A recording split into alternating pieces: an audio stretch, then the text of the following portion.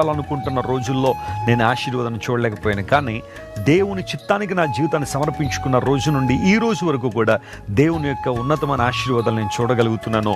అనేక మందికి ప్రపంచవ్యాప్తంగా దీవెనకరంగా ఆశీర్వాదకరంగా ఉండగలుగుతున్నాను. నీ జీవితంలో ఎవరి మాటలు వింటున్నావు? ఎవరి మాటలకు ప్రాధాన్యత ఇస్తున్నావు? ఎవరి మాటలు నీకు ఉన్నతమైనవిగా కనబడుతున్నాయి? చాలాసార్లు అనేక మంది లోకంలో చెడిపోవడానికి, పాడైపోవడానికి కారణం అవిశ్వాసుల మాటలు బాగా నమ్ముతూ ఉంటారు. దేవుణ్ణి ఎరుగున వారు చెప్పే మాటలు వారిని ప్రభావితం చేస్తూ ఉంటాయి.